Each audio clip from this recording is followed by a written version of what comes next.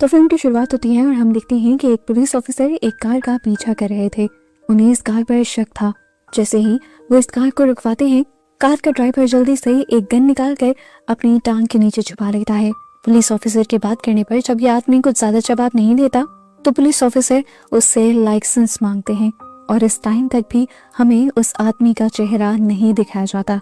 ठीक इसी टाइम पर हम देखते हैं कि यहीं पर एक और पुलिस की कार आकर रुकती है और उसमें से ऑफिसर जेन निकलती है, जो कि पहले ऑफिसर की वाइफ है। वो उससे पूछती हैं क्या सब कुछ ठीक है। ऑफिसर उन्हें तसल्ली देते हैं और कहते हैं हाँ सब कुछ ठीक है, तुम यहाँ से जा सकते हो। जेन कार मोड़कर यहाँ से जा ही रही थी कि बैक व्यू मिरर में उसने देखा कि वो आदमी उसके हस्बैंड के साथ बहस कर रहा है।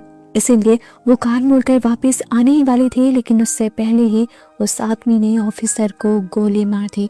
जब तक जेन यहाँ पहुंची ऑफिसर मर चुके थे। जेन ने उस किलर को पकड़ने के लिए उस पर शूट करना चाहा, पर किलर निकल गया उसके हाथ से। अब सीन कट होकर हमें दोबारा उसी किलर को दिखाया जाता है जो एक होटल रूम के अंदर किया था। वहां पर उसी के बारे में न्यूज चल रही थी कि किस तरह एक किलर ने 16 लोगों को मार दिया था और वो अभी भी खुले आम घूम रहा था। पुलिस उसे पकड़ने में कामयाब नहीं हो सकी थी।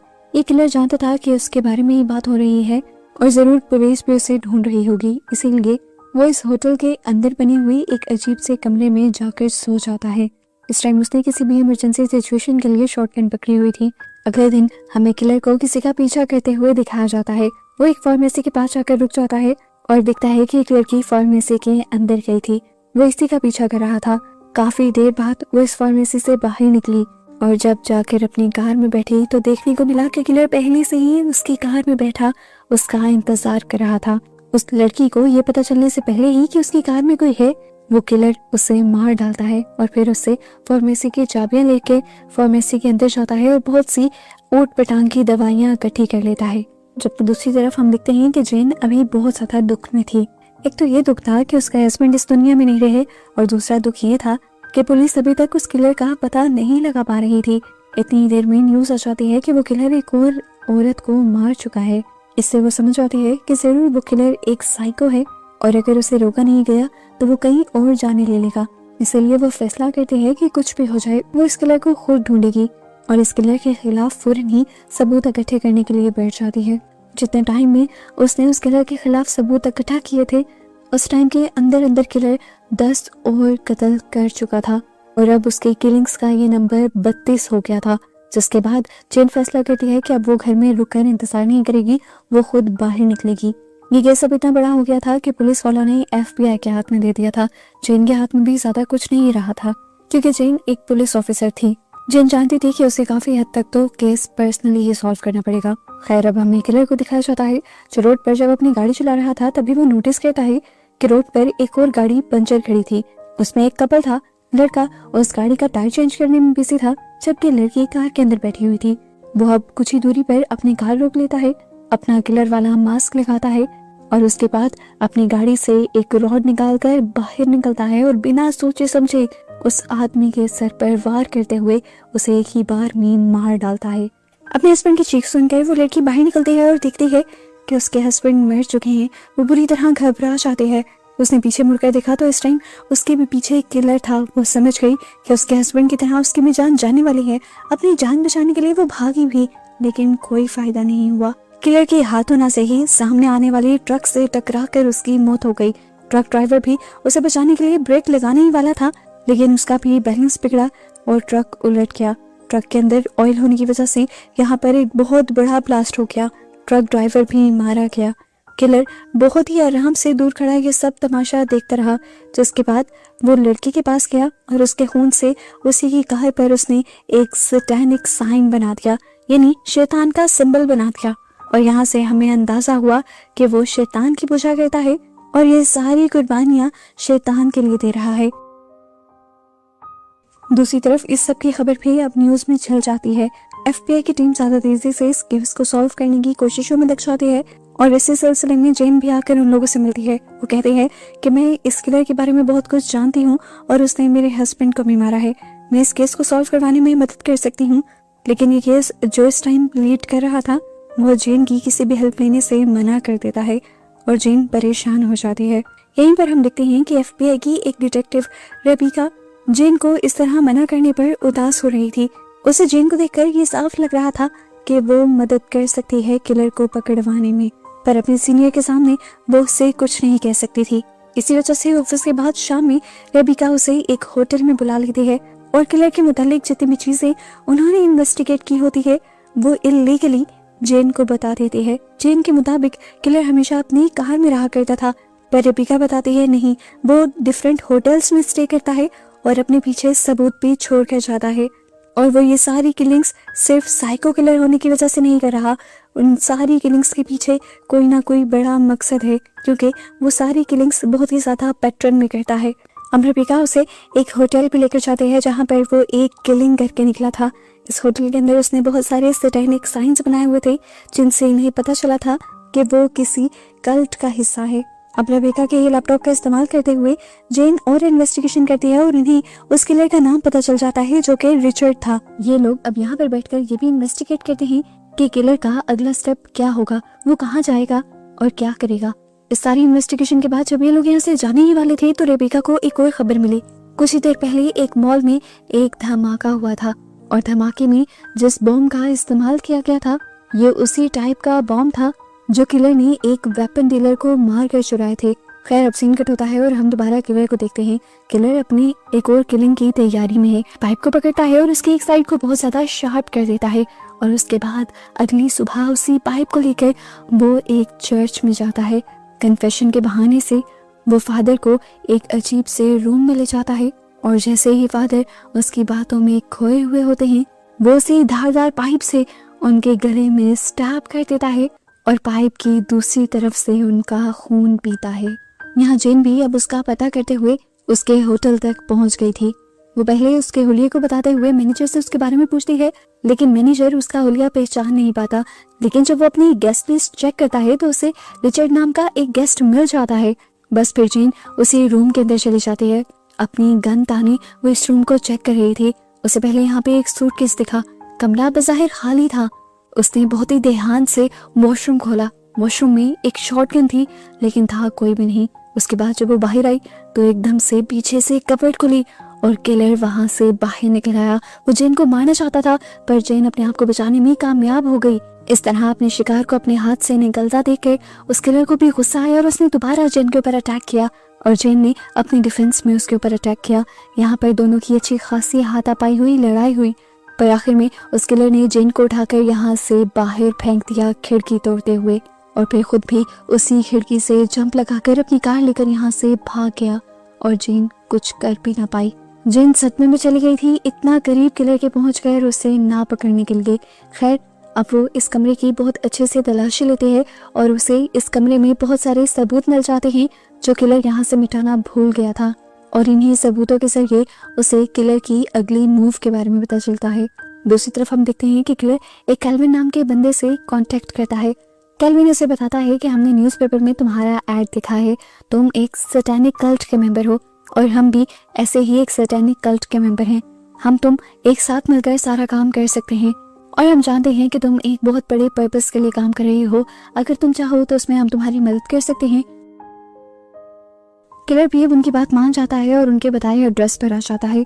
यहाँ पर वो देखता है कि उन जैसे और भी लोग थे और सभी ये दावा कर रहे थे कि वो शैतान की पूजा करते हैं और इस सब के दौरान वो अजीबोगरीब ड्रग्स का इस्तेमाल कर रहे थे। और ये देखते हुए रिचर्ड समझ आता है कि ये लोग किसी कल्ट के मेंबर नहीं, इन्होंने अपना ही कोई अजीब सा कल्ट बनाया हुआ है। खैर वो यहाँ पर इन लोगों से कुछ नहीं कहता और कैल्विन के साथ अपने रूम में आ जाता है। उसने नोटिस किया था कि कैल्विन बाकी मेंबर्स जैसी कोई हरकत नहीं कर रहा। वो कैल्विन से कहता है कि मुझे एक इंसान का पता चलाना है जिसका नाम एड्रेस मुझे कुछ भी नहीं पता, बस मैं ये जानता हूँ वो काम क्या करता है।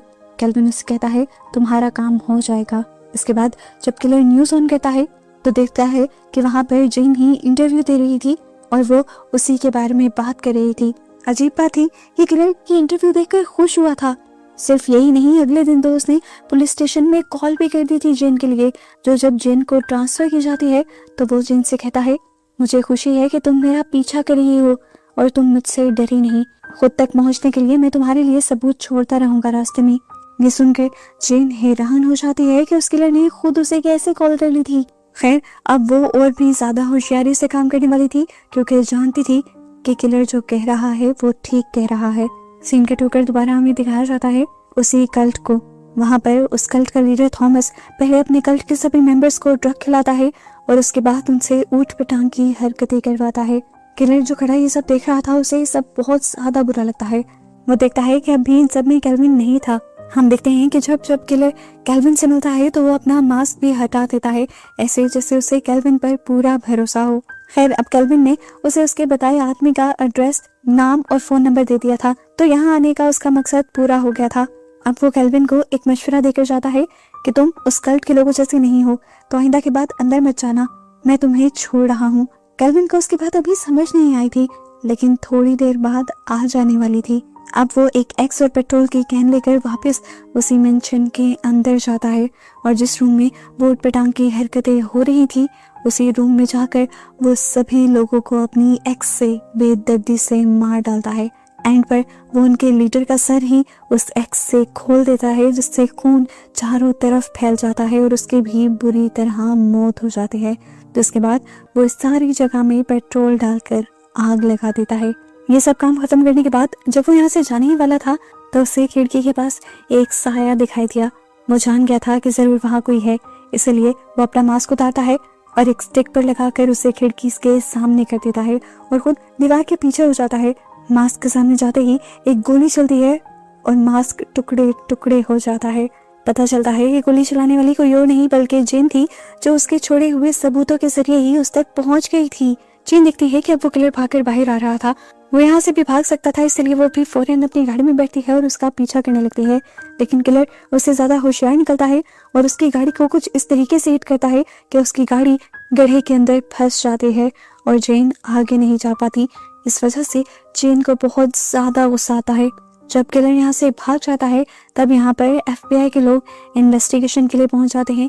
हालांकि जेन ने इन्हें काफी पहले खबर कर दी थी कि वो किलर यहाँ पर है, लेकिन ये लोग टाइम से लेट आए क्योंकि उन्हें जेन की बातों पर यकीन नहीं था और इसी वजह से जेन अब FBI पर भी बहुत ज्यादा गुस्सा थी। जबकि दूसरी तरफ हमें दिखाया जाता है कि किलर अपने अगले प्लान को कामयाब करने की कोशिशों में लग चुका है। वो अपने ढूंढे हुए एड्रेस के अंदर जाता है। वो बिल्किस नाम के एक आदमी का था। वो देखता है कि उसके घर में इस टाइम कोई भी नहीं। ताला तोड़कर वो उसकी बेसमेंट में जाता है और यहाँ पर कुछ बॉम्ब्स तैयार करने लग जाता है। शाम तक के इंतजार के बाद वो आदमी जिसकी तलाश इस किलर को थी वो अपनी वाइफ के साथ घर पर पहुंच जाता है और सबसे पहले ही उन दोनों का सामना हो जाता है किलर से, जिसे देखते ही ये दोनों बुरी तरह घबरा जाते हैं। यहाँ पर किलर उस आदमी को ब्लैकमेल करता है और कहता है कि अगर तुम्हें तुम्हारी वाइफ की जान प्यारी है तो जो मैं कहता हूँ बस वही करो। दूसरी तरफ हमें दोबारा जेन को दिखाया जाता है, जो दोबारा से किलर के छोड़े हुए सबूतों के जरिए एक बिल्डिंग तक पहुंचती है। बज़ाहिर उसे इस बिल्डिंग के अंदर कुछ नहीं नजर आता, पर एक खिड़की के ऊपर उसे लिखा हुआ मिलता है 3MI। ये भी एक सबूत था जो किलर ने उसके लिए छोड़ा था। वो सोच में पड़ गई, आखिर ये सब है क्या। ना समझे में वो अब अपने स्नाइपर गन के बाइनोकुलर से इर्द गिर्द देखने लगी थी और कुछ ही दूरी पर उसे एक न्यूक्लियर फैक्ट्री दिखाई दी। इस फैक्ट्री को 3 माइल आइलैंड के नाम से जाना जाता था और 3MI का मतलब भी यही था। फिर उसे याद आया कि पिछली मर्तबा जिस घर में किलर ने सबूत छोड़े थे उसमें आज की तारीख भी लिखी हुई थी। इन सारी चीजों को जोड़ते हुए जेन समझ जाती है कि किलर का मकसद बहुत बड़ा है।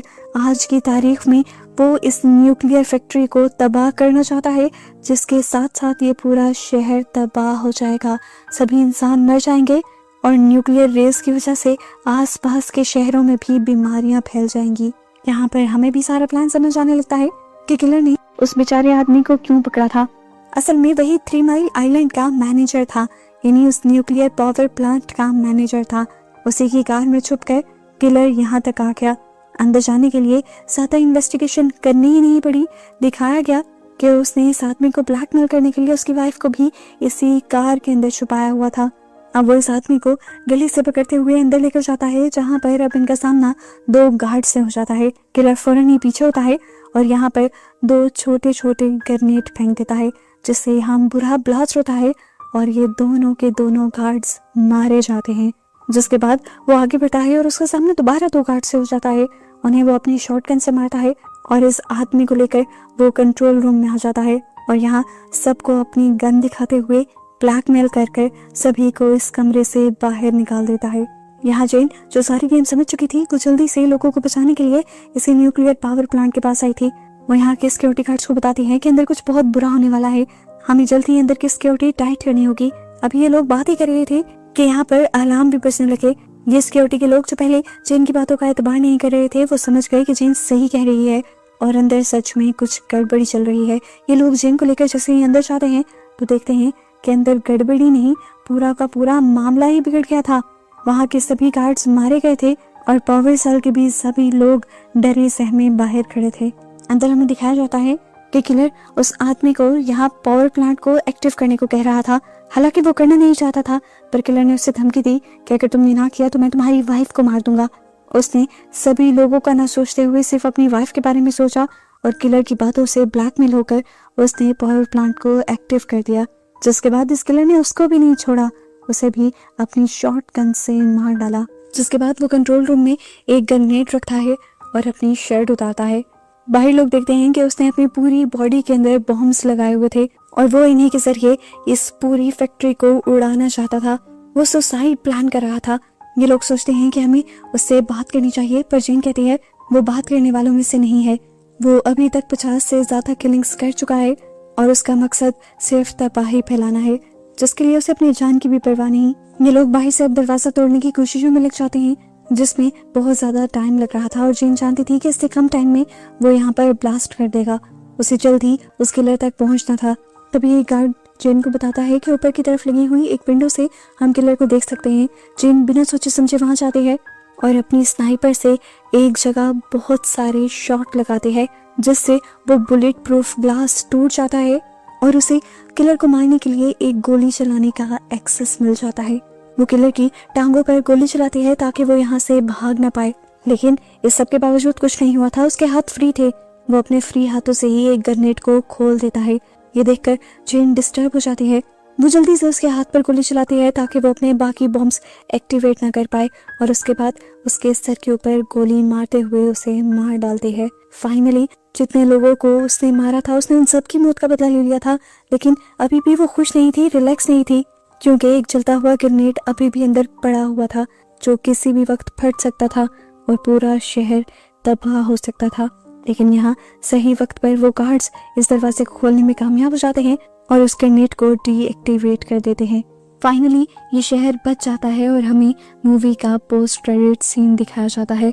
यहाँ पर एक बहुत बड़ा ट्विस्ट हमें ये पता चलता है कि उस दिन जब जेन ने इस आदमी को मारा था वो मरा नहीं था, वो अभी भी जिंदा था, लेकिन पुलिस की कस्टडी में था और उसे एक जेल ले जाया जा रहा था।